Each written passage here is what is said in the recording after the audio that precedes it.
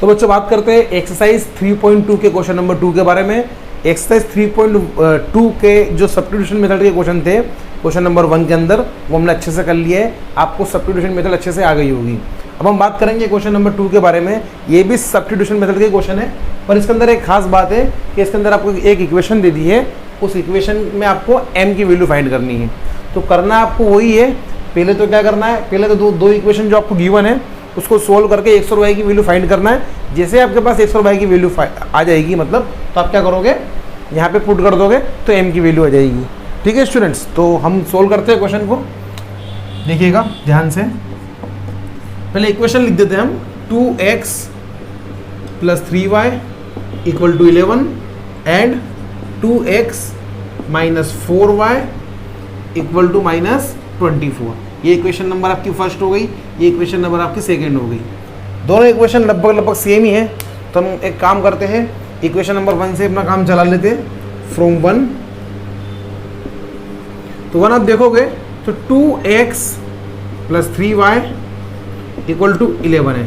मुझे y की value चाहिए यहाँ से, तो मैं x को उधर भेज दूंगा, तो ये हो जाएगा 3y = 11 - 2x। यहाँ से आपको y की वैल्यू चाहिए, इनटू में 3 है, 3 को ओपन में भेज दीजिएगा, तो y = हो जाएगा students 11 - 2x upon 3। 11 - 2x upon 3, ये आपके पास जो बन के आई है, इसको बोलते हैं इक्वेशन नंबर 3। ये हमने 1 से बनाई है, तो हम इसको 2 में पुट करेंगे। Putting in 2, putting in 2। तो स्टूडेंट उसका जैसे आप 2 में पुट करोगे तो देखिएगा क्या होने वाला है। आपके पास 2 ये रही, 2x - 4y = -24। तो जहाँ पर y लिखा हुआ है वहाँ हम ये पुट कर देंगे वैल्यू को, तो ये हो जाएगा 2x - 4 × y की जो वैल्यू है 11 - 2x अपॉन में 3, okay, is equal to -24। Okay students, तो पहला काम तो हमें करेंगे कि ये मल्टीप्लाई में है 4, तो इसका मल्टीप्लाई कर देंगे पहले अंदर, तो ये बन जाएगा 2x - 4 का मल्टीप्लाई करोगे तो 44 हो जाएगा। ब्रैकेट लगा रहा हूँ मैं सिर्फ नंबर का मल्टीप्लाई कर रहा हूँ, माइनस का नहीं। तो 4 का मल्टीप्लाई करोगे तो 44, और -2 में मल्टीप्लाई करोगे तो हो जाएगा 8x। ओके स्टूडेंट्स, अपॉन में चल रहा है 3 इज इक्वल टू -24। अब मैं क्या करने वाला हूँ, ये 3 मुझे परेशान कर रहा है, तो मैं पूरी इक्वेशन में 3 से मल्टीप्लाई कर दूंगा। तो जैसे इक्वेशन में 3 से मल्टीप्लाई करूंगा तो ये हो जाएगा 6x, यहाँ पे 3 से 3 कैंसिल हो जाएगा, और यहाँ पे भी 3 से मल्टीप्लाई हो जाएगा। तो देखिएगा ध्यान से, मैं डायरेक्टली भी कर सकता हूँ और आपके सामने लिख के भी कर सकता हूँ मैं। तो मैं एक काम कर देता हूँ, लिख देता हूँ यहाँ पे 3 × 2x - 3 ब्रैकेट में 44 - 8x अपॉन में 3, और राइट हैंड साइड में भी आपको करना पड़ेगा -24 × 3। तो देखिए ध्यान से, इसका मल्टीप्लाई आपने इसमें किया तो ये हो जाएगा 6x। ओके, यहाँ पे 3 से 3 कैंसिल हो जाएगा। माइनस का अंदर मैं डायरेक्टली मल्टीप्लाई करके लिख रहा हूँ, तो माइनस का मल्टीप्लाई में करूँगा तो 44 माइनस का हो जाएगा, और माइनस प्लस 8x हो जाएगा, इक्वल टू में -72 हो जाएगा। ओके स्टूडेंट्स, अब देखो ये 6x प्लस का है, 8x भी प्लस का है, दोनों पॉजिटिव है तो 8 हो जाएंगे, तो ये हो जाएगा 14x - 44 = -72। ओके स्टूडेंट्स, अब मैं क्या करूँगा, ये -44 है, उसको उधर भेजेंगे तो प्लस का हो जाएगा, और प्लस का नंबर हम पहले लिखते हैं, तो 14x = 44 - 72 हो जाएगा। अब हमको 44 में से 72 को माइनस करना है। छोटे नंबर में से बड़े नंबर को माइनस करोगे, आंसर माइनस में आएगा। ठीक है, अब माइनस तो 72 में से 44 ही करते हैं। ठीक है स्टूडेंट्स, तो ये 12 में से 4 जाएगा तो 8 हो जाएगा, 6 में से 4 जाएगा तो 2 हो जाएगा, मतलब 28 आएगा माइनस का। ओके, तो यहाँ पर आप 14x = कितना कर दोगे, -28। तो यहाँ पे आपको अच्छे तरीके से पता है x की वैल्यू जो होगी वो -28/14 मतलब -2 आ जाएगी। मैं डायरेक्टली लिख रहा हूँ उसको -2। इसको आप पुट कर दीजिए इक्वेशन नंबर 3 में, तो आपके पास y की वैल्यू आ जाएगी। पुटिंग इन 3, पुटिंग इन 3, तो y = 11 - 2 एक्स की वैल्यू कितनी है 2 माइनस की अपॉन 3, स्टूडेंट माइनस माइनस हो जाएगा प्लस, तो y इक्वल टू आ जाएगा आपके पास 11 + 4 अपॉन में 3, मतलब y इक्वल टू 15/3, मतलब y की वैल्यू आपके पास हो जाएगी 5, y की वैल्यू आपके पास हो जाएगी 5। अब इस वैल्यू को आप पुट कर दोगे स्टूडेंट्स किसके अंदर, आपको जो y इक्वल टू mx + 3 दे रखा था इसके अंदर पुट कर दोगे तो आपके पास क्या आ जाएगा स्टूडेंट्स, आपके पास m की वैल्यू आ जाएगी। तो देखिएगा मैं जो लिखने वाला हूँ उसको नाउ मैं यहाँ पे लिख देता हूँ इसको, y equal to mx + 3, y की वैल्यू 5 है आपके पास, 5 आपने लिख दी, m की वैल्यू आपके पास है नहीं तो फाइंड करनी है तो उसको ऐसे ही लिख देंगे, x की वैल्यू आपके पास है -2 तो ये -2 आपने पुट कर दिया प्लस 3, तो ये हो जाएगा 5 इक्वल टू -2m + 3, 3 को इधर भेज दीजिए तो 5 - 3 इक्वल टू -2m हो जाएगा, तो यहाँ 5 में से 3 जाएगा तो 2 आएगा, तो 2 इक्वल टू -2m, मतलब आपके पास -2m इक्वल टू कितना आ गया स्टूडेंट्स 2 आ गया, -2m इक्वल टू 2, -2 को अपॉन में भेज दीजिए तो m इक्वल टू हो जाएगा -2/2, मतलब आंसर आ जाएगा -1, m की वैल्यू आ जाएगी -1। यही स्टूडेंट्स आपको फाइंड करना था, इसी टाइप के क्वेश्चन आपको देखने को मिलेंगे। आगे वर्ड प्रॉब्लम आएगी, ये तो वर्ड प्रॉब्लम नहीं थी, तो ये एक टाइप थी सब्स्टिट्यूशन मेथड की, तो ये हो गई है। इसके बाद हम वर्ड प्रॉब्लम की तरफ बढ़ेंगे, इसको नोट कर सकते हैं आप। तो स्टूडेंट्स यहाँ से आपकी वर्ड प्रॉब्लम स्टार्ट होती है क्वेश्चन नंबर 3 से। क्वेश्चन नंबर 3 का तो फर्स्ट क्वेश्चन है, रीड करते हैं इसको। The difference between 2 numbers is 26 and 1 number is 3 times the other, find them. आपको 2 नंबर का डिफरेंस दे रखा है 26 और बोल रहा है कि एक नंबर जो है वो दूसरे नंबर का 3 टाइम है। अब इसको समझने के लिए हम थोड़ा सा, मैं आपको एग्जांपल से समझाऊंगा। जैसे मान लीजिए आपकी एज 15 ईयर है और आपके फादर की एज 45 ईयर है, तो ऑब्वियसली आपके फादर की एज, जैसे आपकी एज 15 है, आपके फादर की एज 45 है, ठीक है, तो आपकी एज से 3 टाइम जो है वो आपके फादर की एज है, ठीक है ना। तो आपकी एज में मैं ऐसा क्या करूं कि आपकी एज आपके फादर की एज के इक्वल हो जाए, तो आप बोलोगे सर 3 से मल्टीप्लाई कर दीजिए, तो ऑब्वियसली 3 से मल्टीप्लाई करेंगे तो ये 45 हो जाएगा, इसके इक्वल हो जाएगा, ठीक है। तो जब भी हमको वो टाइम्स के बारे में बात करता है कि 3 टाइम्स से 2 टाइम्स से, तो जो कम वाला होता है ना उसको मल्टीप्लाई कर देते हैं। आ रहा है आपको समझ में? आपके फादर की एज, जैसे मैंने बोल दिया कि आपके फादर की एज y है और आपकी एज x है, आपकी एज x, आपके फादर की एज y है, और आपके फादर की एज आपकी एज के 3 टाइम के इक्वल है। तो इसका मतलब ये, मैं इसको लिखूँगा ऐसे, पहले आपके फादर की एज को लिख दूंगा, फिर आपकी एज को लिख दूंगा, और मैं बोल रहा हूँ कि आपके फादर की एज आपकी एज के 3 टाइम के इक्वल है, मतलब आपके फादर की एज आपकी एज का 3 टाइम है, तो आपके एज में मैं क्या कर दूंगा 3 से मल्टीप्लाई कर दूंगा, तो दोनों की एज आपस में इक्वल हो जाएगी। ये हम वेरिएबल में ऐसे बात करेंगे, जो मैंने आपको नंबर में बताया ना अभी कि आपकी एज 15 है, आपके फादर की 45 है, तो आपकी एज में मैं 3 से अगर मल्टीप्लाई कर दूंगा तो दोनों इक्वल हो जाएगी। वही काम मैंने यहाँ पे करा, ये आपके फादर की एज है, ये आपकी एज है, तो आपके फादर की एज लिखी, फिर आपकी एज लिखी, आपकी एज में 3 से मल्टीप्लाई कर दिया तो दोनों की एज इक्वल हो गई। ये आगे क्वेश्चन आएंगे हम करेंगे उसमें। इस क्वेश्चन में इसका क्या मतलब है, तो मैं देखो समझाता हूँ आपको। सबसे पहले तो आपके पास 2 नंबर है ना, तो उन 2 नंबरों को आप मान लोगे x और y, ठीक है, 2 नंबर को आप क्या मान लोगे x और y, ठीक, देखना ध्यान से। तो जो लार्जर नंबर है, क्योंकि हम डिफरेंस निकालेंगे तो लार्जर में से ही जो स्मॉलर नंबर होता है उसको माइनस करके निकालते हैं, तो लार्जर नंबर को मैं x मान लेता हूँ। देखना सॉल्यूशन में, let the larger number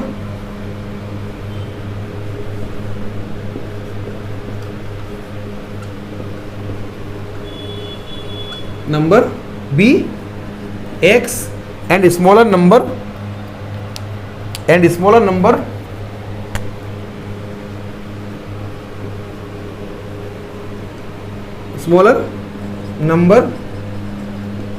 is y। तो अगर क्वेश्चन के अकॉर्डिंग बात करूं मैं, लार्जर और स्मॉलर का जो डिफरेंस है वो कितना दे रखा है 26। देखिएगा ध्यान से, अकॉर्डिंग टू क्वेश्चन लार्जर और स्मॉलर का डिफरेंस, लार्जर आपके पास x है, स्मॉलर आपके पास y है, तो x minus y is equal to 26, ये आपको गिवन है, ये आपको इक्वेशन नंबर 1 मिल गई। ठीक है, सेकेंडली उसने क्या बोला आपसे, one number is 3 times the other, ये इक्वेशन नंबर 1 है।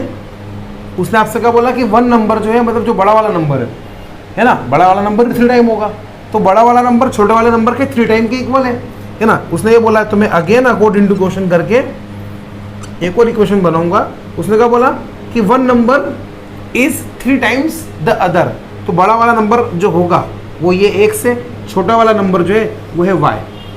ठीक है, तो बड़ा वाला नंबर छोटे वाले नंबर के 3 टाइम के इक्वल है, तो मुझे दोनों को इक्वल करना है, बड़ा वाला नंबर और छोटा वाला नंबर दोनों को इक्वल करना है। तो छोटे में अगर मैं 3 से मल्टीप्लाई कर दूंगा तो दोनों इक्वल हो जाएंगे कि नहीं हो जाएंगे। मैंने भी आपको बताया था कि ये है 45 और ये है 15, ये नंबर इसका 3 टाइम है, ये नंबर इसका 3 टाइम है, तो मुझे अगर दोनों को इक्वल करना है तो मैं इसके अंदर 3 से मल्टीप्लाई कर दूंगा तो दोनों इक्वल हो जाएंगे। आ रही बात समझ में, सेम टू सेम वही बात यहाँ पे बोल रहा है वो कि ये नंबर जो है ना, वो इस नंबर का 3 टाइम है, तो अगर मैं इसमें 3 से मल्टीप्लाई कर दूं तो दोनों आपस में क्या इक्वल हो जाएंगे। आप बोलना है सर बिल्कुल हो जाएंगे। तो ये जो सेकेंड इक्वेशन हमको मिल जाएगी यहाँ पर, मैंने इसको मॉडिफाई नहीं करा है। देखो मैं आपको सब्स्टिट्यूशन का एक नया तरीका सिखा रहा हूँ डायरेक्टली। आप क्या करते हो, आप 2 इक्वेशन बनाते हो, फिर दोनों में से एक इक्वेशन लेके एक वेरिएबल की वैल्यू फाइंड करते हो, जिसको आप इक्वेशन नंबर 3 नाम देते हो, यही करते हो। पर यहाँ पर इक्वेशन नंबर 2 ही अपने आप में इक्वेशन नंबर 3 बन गई है, इक्वेशन नंबर 2 ही अपने आप में इक्वेशन नंबर 3 बन गई है। मतलब क्या, मतलब एक वेरिएबल की वैल्यू आपको फाइंड हो गई है। अब आप इसको डायरेक्टली ऊपर वाली इक्वेशन में पुट करोगे ना, तो आपके पास एक वेरिएबल की वैल्यू आ जाएगी, उसको यहाँ पुट करोगे तो दूसरे की आ जाएगी। समझिएगा, मैं बताता हूँ बोर्ड पे करके आपको। ये हमारे पास जो इक्वेशन नंबर 2 है, मैं इसको डायरेक्टली पुट कर सकता हूँ इक्वेशन नंबर 1 में। ठीक है, देखिएगा ध्यान से, पुटिंग इन 1, मैं इसको 1 में पुट कर रहा हूँ, है ना, क्योंकि हमारे पास 2 तो है नहीं, मतलब जो 3 बनने वाली थी वो 2 ही 3 बन गई है। तो पुटिंग इन 1, तो जहाँ पे x दिख रहा है उसकी प्लेस पे 3y पुट कर देंगे, तो 3y minus y equal to 26। 3y में से y माइनस होगा तो कितना बचेगा, 2y, तो 2y इज इक्वल टू 26। 2 को अपॉन में भेज दीजिएगा तो y इक्वल टू हो जाएगा 26/2, मतलब कि 13। y इक्वल टू हो जाएगा स्टूडेंट्स कितना, 13। आपको इसको कहाँ पुट करना है, तो इसको 2 में पुट कर दीजिए, क्योंकि यहाँ पे पुट करोगे तो x की वैल्यू आ जाएगी। ठीक है स्टूडेंट्स, तो पुटिंग इन 2, पुटिंग इन 2 में पुट करोगे तो x इक्वल टू 3y लिखा हुआ है, तो 3 इंटू वाई की वैल्यू 13 पुट कर दोगे तो ये हो जाएगा x इक्वल टू 39।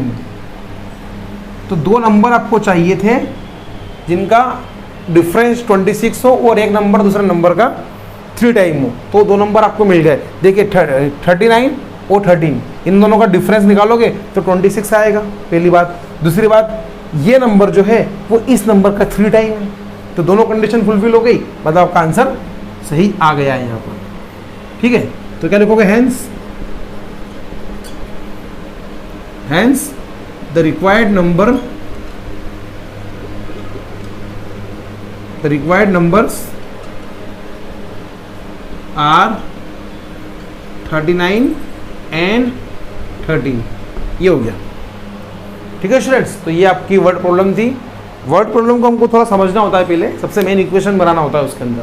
तो जब एक बार इक्वेशन बन जाती है उसके बाद तो मेथड तो हमको आती है, तो हम कर लेते हैं उसको। ठीक है, बढ़ते हैं नेक्स्ट क्वेश्चन की तरफ।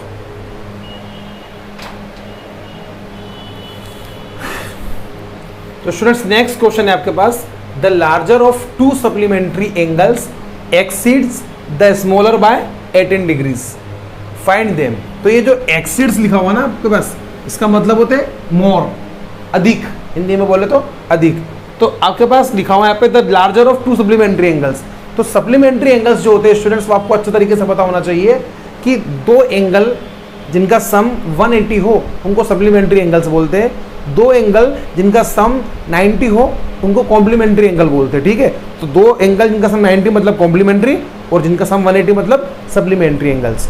तो यहाँ पर 2 एंगल दिए हुए आपको, दोनों का सम सप्लीमेंट्री मतलब 180। तो अगर एक एंगल को मैं x मान लूँ, दूसरे एंगल को मैं y मान लूँ, तो x plus y equal to 180, एक इक्वेशन तो हमारी इससे बन जाएगी। ठीक है, दूसरी किससे बनाएंगे हम, बोल रहे हैं एक एंगल जो है वो दूसरे एंगल से 18 जो है वो मोर है, 18 ज़्यादा है, तो जो ज़्यादा वाला है उसको हम क्या मान लेते हैं, x मान लेते हैं, है ना। तो लार्जर एंगल को हम मानेंगे x एंड स्मॉलर एंगल को हम मान लेंगे y। ठीक है, तो let the larger angle be x and smaller is y। ठीक है, लार्जर एंगल जो है वो x है और स्मॉलर एंगल जो है वो y है। तो क्वेश्चन के अकॉर्डिंग अगर चले तो अकॉर्डिंग टू क्वेश्चन दोनों का सम 180 होगा क्योंकि सप्लीमेंट्री एंगल है। ठीक है, according to question x plus y दोनों एंगल का सम कितना होगा, 180 डिग्री। इसको मैंने इक्वेशन नंबर 1 बोल दिया। ठीक है, दूसरे में क्या बोल रहा है वो कि स्मॉलर लार्जर एंगल जो है वो स्मॉलर से कितना ज़्यादा है, 18 डिग्री ज़्यादा है। लार्जर मतलब कौन, x, स्मॉलर मतलब कौन, y। अब मेरी एक बात सुनिएगा आप, अगर मैं बोल दूं कि मेरी एज आपकी एज से 10 साल ज़्यादा है, मतलब मान लीजिए मैं अगर 25 का हूँ और आप 15 के हो, तो मेरी एज आपकी एज से कितनी हो गई, 10 साल ज़्यादा हो गई। ठीक है, मेरी एज 25 है, आपकी एज 15 है। ठीक है, तो मेरी एज आपकी एज से 10 साल ज़्यादा हो गई। तो अगर मुझे दोनों को इक्वल बताना है, मतलब दोनों को इक्वल करना है, तो या तो मैं इसमें से कम कर लूँ या उसमें बढ़ा दूँ। तो कम करना मतलब माइनस करना थोड़ा डिफिकल्ट होता है, प्लस करना इजी होता है। तो हम क्या करेंगे, इसके अंदर अगर मैंने 10 प्लस कर दिया तो दोनों आपस में इक्वल हो गए कि नहीं हो गए, हो गए। तो वैसे ही काम हम यहाँ पे करेंगे। ये है लार्जर एंगल, ये है स्मॉलर एंगल। तो लार्जर एंगल जो है वो स्मॉलर एंगल से 18 मोर है, 18 ज़्यादा है। तो अगर मैं इसको 18 दे दूँ तो क्या दोनों आपस में इक्वल हो जाएंगे, यस बिल्कुल इक्वल हो जाएंगे।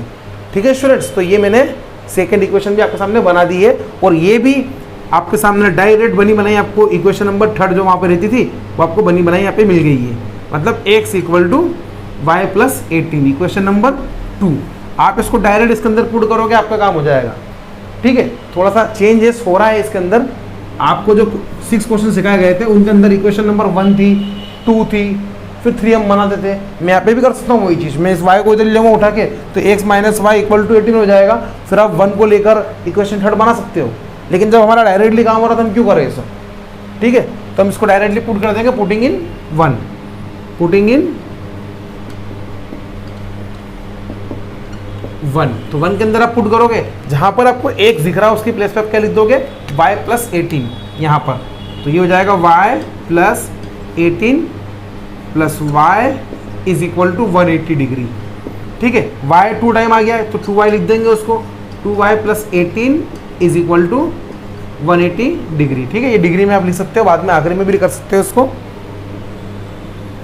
तो 2y इक्वल टू हो जाएगा 180 माइनस 80 डिग्री।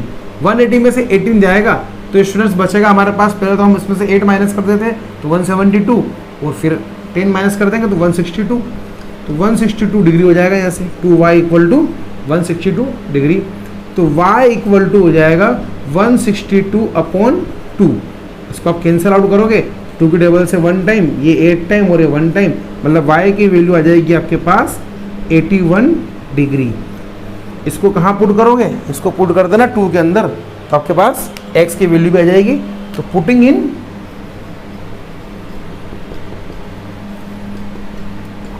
2 के अंदर पुट कर दो इसको। तो ये लिखा मैंने x equal to y plus 18, y आपके पास 81 है प्लस 18, तो ये हो जाएगा 99। x इक्वल टू कितना हो जाएगा, 99। ठीक है स्टूडेंट्स, तो एक हो गया 99 और एक हो गया 81, दोनों का सम हो जाएगा 180 डिग्री। ठीक है, तो आप यहाँ पे लिख सकते हो हैंस द लार्जर एंगल, या फिर डायरेक्ट लिख दो hence x equal to 99 degree और y इक्वल टू 81 डिग्री। आपने इनको स्टार्टिंग में मान रखा है कि ये कौन है, तो ये समझ में आ जाएगा देखने वाले को। ठीक है, तो ये क्वेश्चन भी आपका कंप्लीट होता है। इसके बाद बढ़ेंगे नेक्स्ट क्वेश्चन की तरफ हम। तो स्टूडेंट्स क्वेश्चन नंबर 3 जो है हमारे पास वो आपके सामने बोर्ड पर है। The coach of a cricket team buy 7 bats and 6 balls for ₹3800. Later she buy 3 bats and 5 balls for ₹1750. Find the cost of each bat and each ball. तो students question आपको समझ में आ गया होगा. किसी क्रिकेट टीम के कोई coach होंगे, उन्होंने क्या किया, पहले स्टार्टिंग में 7 बैट और 6 बॉल खरीदे. कितने में? 3800 में. फिर बाद में और बैट और बॉल की ज़रूरत पड़ गई उनको, तो उन्होंने 3 बैट और 5 बॉल्स और खरीदी 1750 रुपीज़ में. आपको पता लगाना कि एक बैट कितने का है और एक बॉल कितने की है. तो अगर मैं आपको बोलूं कि आप मार्केट में गए 2 टाइप की बिस्किट लेने के लिए, ठीक है, 2 टाइप की बिस्किट लेने के लिए, एक तो मान लो हो गया पार्ले जी, ठीक है, और दूसरा कौन सा हो गया? दूसरा 2020 हो गया, है ना, 2020. ठीक है, 2 टाइप के बिस्किट लेने के लिए गए आप. या फिर मैं थोड़ा सा इसको चेंज कर देता हूँ, थोड़ा महंगा ले लेता हूँ, ओरियो. ठीक है, ओरियो ले लिया आप लोगों ने, क्योंकि प्राइस डिफरेंट है इसलिए. तो आपको पता है कि यहाँ पर ये एक बिस्किट जो है ये 5 रुपये का आता है, जबकि ये जो एक बिस्किट है ये कितने का आता है? 10 रुपये का आता है. ठीक है, ये 5 रुपीज़ का और ये 10 रुपीज़ का आता है. तो अगर मैं आपसे बोलूँ कि आप 3 बिस्किट तो ये लाइए, तो आप क्या करोगे? जब एक कितने का है? 5 रुपीज़ का है, तो 3 कितने का आ जाएगा? तो आप क्या कर दोगे? इसके अंदर 3 × 5 कर दो, 15 का हो जाएगा. ठीक है, अगर मैं आपसे बोल दूँ कि ये एक बिस्किट जो है कितने का? 10 रुपये का है, तो और मैं आपसे बोल दूँ कि ये 5 लिया हो आप, तो आप क्या कर दोगे? 5 × 10 कर दोगे. मतलब क्या? मतलब नंबर ऑफ बिस्किट के अंदर, नंबर ऑफ पैकेट के अंदर आप क्या कर दोगे? कॉस्ट से मल्टीप्लाई कर देते हो, तो टोटल अमाउंट आ जाता है. ठीक है, यहाँ पे भी चेक करो आप, ये कॉस्ट है और ये नंबर ऑफ बिस्किट है. तो नंबर ऑफ पैकेट के अंदर आपने कॉस्ट ऑफ 1 पैकेट से मल्टीप्लाई कर दिया, तो टोटल कॉस्ट आ गई कि नहीं आ गई? बिल्कुल आ गई. तो यहाँ पर अगर नंबर ऑफ कॉस्ट में कुछ मान लूँ, जैसे मान लो मैं नंबर ऑफ कॉस्ट यहाँ पे x मान लेता हूँ, मुझे नहीं पता कितनी है ना, 5 रुपये वाले की, 5 रुपये वाले की कॉस्ट मान लेता हूँ x, और 10 रुपये वाले की कॉस्ट में मान लेता हूँ y. मतलब ओरियो की कॉस्ट y है और पार्ले की कॉस्ट कितनी है? x है. तो मान लो 3 पैकेट ला रहा है ये खरीद के, है ना, तो अगर एक पैकेट की कॉस्ट x है तो 3 पैकेट की कॉस्ट का 3x हो जाएगी? बिल्कुल हो जाएगी. यहाँ पे एक पैकेट की कॉस्ट y है, तो क्या 5 पैकेट की कॉस्ट 5y हो जाएगी? ठीक है, तो अगर मुझे इन दोनों की कॉस्ट का सम निकालना है तो मैं क्या करूँगा? 3x + 5y, 3x + 5y. मुझे पता है 5 रुपये का, ये 10 रुपये का है, तो 50 ही हो जाएंगे और 15 ही हो जाएंगे, तो टोटल 65 हो जाएंगे. मैं आपको बोल दूंगा कि पार्ले जी और ओरियो, है ना, कि 3 पैकेट और 5 पैकेट इसके, 3 इसके 5 इसके की कॉस्ट कितनी? 65 है. तो मैंने आपको दोनों की कॉस्ट का सम दे रखा है कि दोनों की कॉस्ट का सम कितना है? 65 है. 3 पैकेट इसके और 5 पैकेट इसके. तो आपको बनाना है पूरा का पूरा. समझ में आ गया होगा आपको? समझ में क्या आ गया होगा? अभी मैं एक बार और बोर्ड पे जो क्वेश्चन आएगा नेक्स्ट वाला, उसमें आपको बताऊंगा, तो आपको समझ में आ जाएगा अच्छे से. उसने बोला है कि find the cost of each bat, मतलब एक बेट की कॉस्ट और एक बॉल की कॉस्ट बताइए. तो मैं एक बेट की कॉस्ट को अगर x मान लेता हूँ और एक बॉल की कॉस्ट को मैं y मान लेता हूँ, तो हमारे पास कितने बेट है यहाँ पर? 7 बेट. तो एक बेट की कॉस्ट अगर x है तो 7 बेट की क्या 7x हो जाएगी? बिल्कुल हो जाएगी. एक बॉल की कॉस्ट अगर y है तो क्या 6 बॉल की कॉस्ट 6y हो जाएगी? बिल्कुल हो जाएगी. तो इन्होंने बोला है 7 बेट और 6 बॉल जो है वो कितने क्या रहा है? 3800. तो मेरा कहने का मतलब है 7x + 6y = कितना हो जाएगा? 3800. एक इक्वेशन आपको इससे मिल जाएगी. दूसरी देखो, उसने बोला है कि बाद में फिर क्या करा? 3 बेट और खरीदे. एक बेट की x है तो 3 बेट की 3x हो जाएगी, एक बॉल की y है तो 5 बॉल की कितना हो जाएगी? 5y हो जाएगी. तो 3x + 5y = 1750. दोनों इक्वेशन बन गई इजीली, है ना. तो इस तरीके से हम करेंगे इस क्वेश्चन को. सॉल्यूशन में देखिएगा, let the cost of 1 bet and 1 ball is x is ₹x and ₹y respectively. ये रिस्पेक्टिवली का मतलब जो पहले लिखा है उसकी रिस्पेक्टिवली का मतलब जो पहले लिखा है उसकी वैल्यू पहली है, जो बाद में लिखा है उसकी वैल्यू बाद वाली है. तो एक बजट की कॉस्ट जो है वो एक्स रुपीज़ है और एक बॉल की जो कॉस्ट है वो कितनी है वाई रुपीज़ है। तो क्वेश्चन के अकॉर्डिंग चले तो स्टार्टिंग में कितने बैट खरीदे 7, तो 7x उसकी कॉस्ट हो जाएगी, बॉल कितनी खरीदी 6, तो 6y उसकी कॉस्ट हो जाएगी। ठीक है, तो according to question 7x plus 6y equal to कितना हो जाएगा स्टूडेंट्स 3800। ठीक है, ये आपकी इक्वेशन नंबर फर्स्ट बन गई। अगेन अकॉर्डिंग टू क्वेश्चन देखिए ध्यान से, बाद में कितने बैट और खरीदे उसने 3, तो 3x plus 5y equal to 1750 equation number 2 ये हो गई। आपके पास 2 इक्वेशन है, जो भी आपको इजी लगे उसको ले सकते हो आप। अगर आपको इक्वेशन नंबर 2 इजी लग रही है तो वो ले लो। तो फ्रॉम 2 देखिएगा ध्यान से, फ्रॉम 2 यहां से हम लेंगे 3x plus 5y is equal to 1750। आप एक काम करें 3x को उधर भेज दीजिए, तो यहाँ पे बचेगा 5y equal to 1750 minus 3x। 5 को अपोन में भेज दीजिए, 5 को अपोन में भेज दीजिए तो क्या होगा y equal to 1750 minus 3x upon में आ जाएगा 5। ये आपकी इक्वेशन नंबर 3 हो गई है। बस पुट करना है आपको। अब इसको किसके अंदर पुट करना है, 2 से बनाइए तो 1 के अंदर पुट करेंगे। तो पुटिंग इन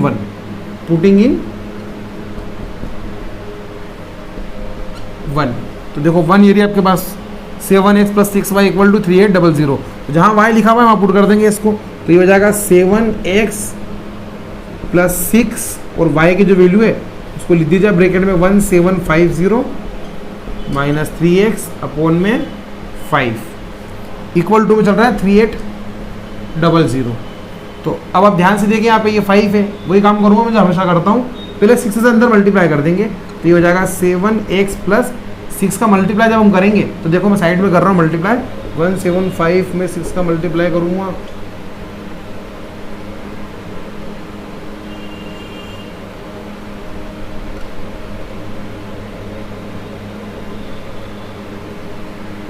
ठीक है, तो ये हो जाएगा 10500 ब्रैकेट में रखूँगा इसको मैं माइनस 18x अपोन में 5 चल रहा है इज इक्वल टू 3800। ठीक है स्टूडेंट्स, अब क्या करने वाला हूँ मैं, तो अब मैं करने वाला हूँ 5 से पूरी इक्वेशन में मल्टीप्लाई। तो 5 से मल्टीप्लाई करूँगा तो ये हो जाएगा 35x। डायरेक्ट कर रहा हूँ मैं इस बार, यहाँ पे 5 से 5 कैंसिल हो जाएगा। समझ में आ रहा है फिर लिख के बताऊँ, चलो बता देता हूँ लिख के। 5 into 7x plus 10500 minus 18x इसके अपोन में 5 चल रहा है इक्वल टू 5 से मल्टीप्लाई यहाँ पे भी कर दूंगा मैं 5 इंटू 3800। ठीक है, तो ये 5 का मल्टीप्लाई करोगे तो ये हो जाएगा 35x। ये 5 से 5 कैंसिल हो जाएगा तो प्लस अंदर जो बचेगा उसको डायरेक्ट लिख देता हूँ मैं 10500 माइनस 18x इक्वल टू इसका मल्टीप्लाई 5 में करोगे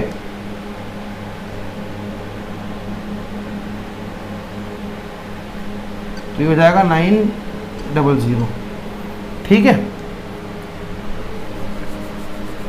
तो अब इसमें से ये माइनस होगा तो 35 में से 18 माइनस होगा तो 17 आएगा, 17x।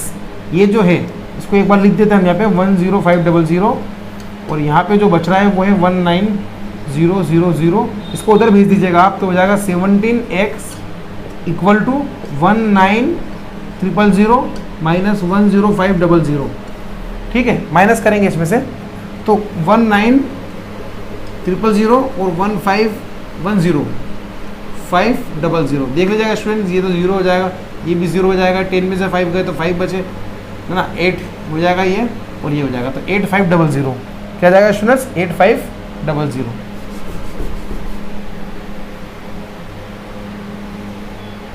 तो 17x इक्वल टू 8500। 17 को अपॉन में भेज देंगे तो x की वैल्यू हो जाएगी 8500 अपॉन 17। 7 की टेबल में 85 5 टाइम जाता है तो 500 हो जाएगा, x की वैल्यू कितनी हो जाएगी 500। इसको आपको पुट कर देना है बस। अब पुटिंग इन 3, कहाँ है 3 आपकी, ये रही, तो पुटिंग इन 3, तो 3 जो है y equal to 1750 minus 3 into 500 upon में 5, तो ये हो जाएगा y equal to 1750 minus 1500 upon 5। देखो 1750 में से अगर 1500 जाएगा तो देख लीजिए क्या बचने वाला है यहाँ पे, 250 बचेगा, है ना, कितना बचेगा 250 अपॉन में 5 से कैंसिल करोगे आप इसको तो y इक्वल टू हो जाएगा 50, कितना हो जाएगा 50। ठीक है स्टूडेंट्स, तो ये x जो है वो किसकी कॉस्ट है, ये बेट की कॉस्ट है, और y जो है वो किसकी कॉस्ट है, वो बॉल की कॉस्ट है। तो आप लिख सकते हो hence the cost of bat, each bat बोल सकते हो आप, hence the cost of each bat is 500 and each ball is 50 rupees. ठीक है, ये आप आखिर में लिख सकते हो, मेरे पास स्पेस नहीं है इसलिए नहीं लिखा मैंने। तो ये क्वेश्चन आपका कंप्लीट होता है। इसके बाद हम बढ़ेंगे नेक्स्ट क्वेश्चन की तरफ, आप नोट कर लीजिए इसको। तो अगले क्वेश्चन की तरफ, the taxi charges in a city consist of a fixed charge together with the charge for the distance covered. For a distance of 10 kilometre the charge paid is ₹105 and for a journey of 15 kilometer the charge paid is 155 rupees. What are the fixed charges, what are the fixed charges and the charge per kilometer? How much does a person have to pay for traveling a distance of 25 kilometer? मतलब समझ गए आप, एक taxi fare है, एक taxi का किराया है, वो दो तरीके से काम कर रहा है यहाँ पर। एक तो उसका फिक्स चार्ज है और एक पर किलोमीटर चार्ज है। अब फिक्स चार्ज से मतलब क्या, जैसे कि मान लीजिए आप टैक्सी में बैठे हैं और आप 1 किलोमीटर से कम की डिस्टेंस आपने कवर करी है ना, तो आप बोलोगे भैया मैंने तो 1 किलोमीटर में चला ही नहीं तो मैं आपको पैसे क्यों दूँ, है ना। तो उसके लिए उन्होंने एक व्यवस्था रख रखी है अलग से कि भले ही आप 1 किलोमीटर के अंदर के जो डिस्टेंस कवर करोगे ना, आप भले गाड़ी में बैठ के उतर भी गए ना, तो उसके लिए हमने एक चार्ज कर रखा फिक्स, इतना तो आपको देना ही पड़ेगा। उसके बाद पर किलोमीटर का अलग है, जैसे आप 1 किलोमीटर क्रॉस हो गए तो वो 1 किलोमीटर का चार्ज भी उस फिक्स चार्ज के अंदर ऐड हो जाएगा। तो दो तरह के चार्ज काम कर रहे हैं, एक है फिक्स चार्ज और एक है पर किलोमीटर चार्ज। तो वही हमें क्या करेंगे, फिक्स चार्ज को कुछ मान लेंगे और पर किलोमीटर चार्ज को कुछ मान लेंगे। ठीक है, अब जैसे मान लीजिए 1 किलोमीटर का चार्ज जो है मान लो वो y रुपीज़ है, फिक्स चार्ज को मैंने मान लिया x, पर किलोमीटर का y है, तो 5 किलोमीटर का कितना जाएगा 5y। आ रही बात समझ में आपको, करते क्वेश्चन को। तो देखिएगा यहाँ पे ध्यान से आप, फिक्स चार्ज को मैं मान रहा हूँ x और पर किलोमीटर चार्ज को मान रहा हूँ मैं y। सॉल्यूशन में देखिएगा ध्यान से, let the fixed charge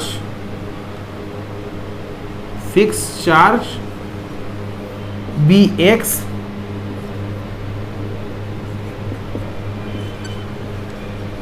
N पर किलोमीटर चार्ज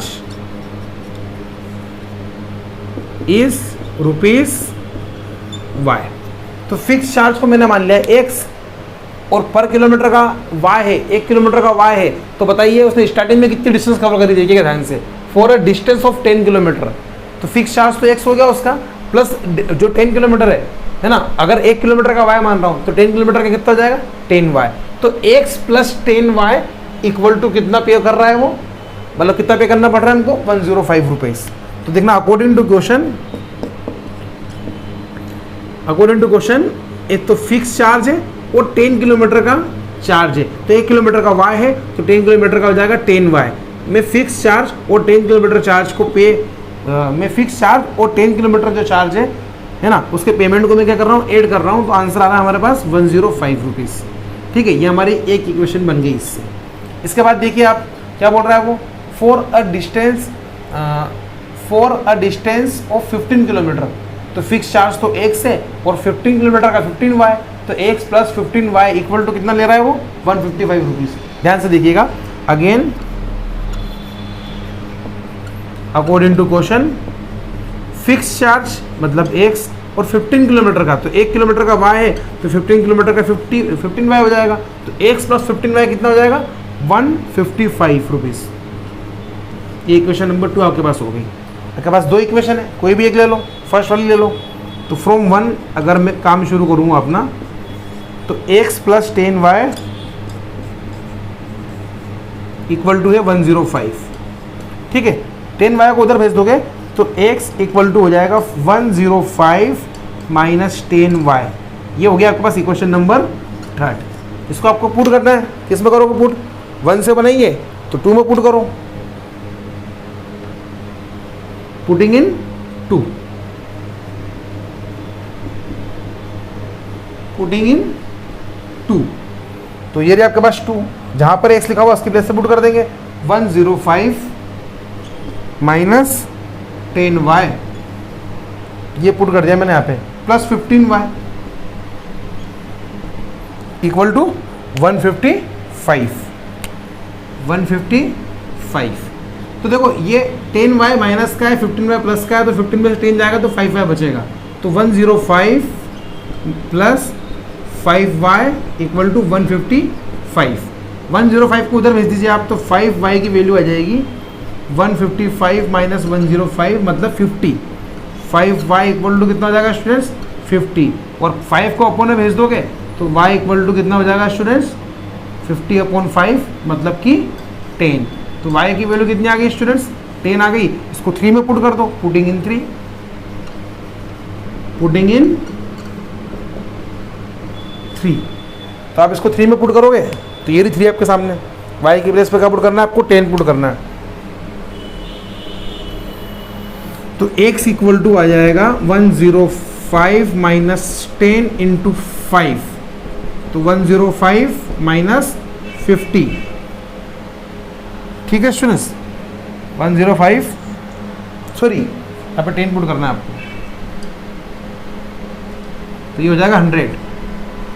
तो ये आपका आंसर हो जाएगा 105 में से 100 जाएगा तो 5। तो x की वैल्यू कितनी आ गई 5। मतलब फिक्स चार्ज कितना हो गया आपका 5 रुपये, और पर किलोमीटर चार्ज कितना हो गया 10 रुपीज़। मतलब अगर आपको मान लो 3 किलोमीटर जाना है तो 3 किलोमीटर का 30 रुपये तो आपको देने ही है, 5 रुपये अलग से देने हैं, मतलब 35 रुपीज़। ठीक है, तो ये तो आपका फिक्स चार्ज और वो निकल गया। अब आपसे उसने क्या बोला लास्ट में, यहाँ पे लिख दो बोलिए आप, हैंस फिक्स चार्ज कितना है 5 रुपीज़, और पर किलोमीटर चार्ज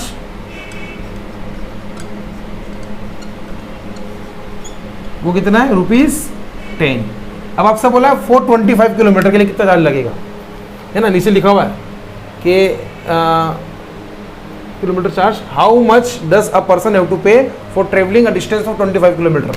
तो यहाँ पे लिखना 425 किलोमीटर, 425 किलोमीटर, एक तो फिक्स चार्ज लगेगा वो 25 किलोमीटर का 25y। ठीक है स्टूडेंट्स, तो ये हो जाएगा x की वैल्यू आपके पास 5 है, प्लस 25 इंटू 10 मतलब 5 प्लस 250, और ये हो जाएगा 255 रुपीज़। ठीक है, तो यहाँ पर इतना hence a person have to pay for 25 kilometre, hence a person have to pay ₹255 for traveling a distance of 25 kilometre. ठीक है स्टूडेंट्स, तो ये क्वेश्चन आपका कंप्लीट होता है, नोट करिए आप इसको।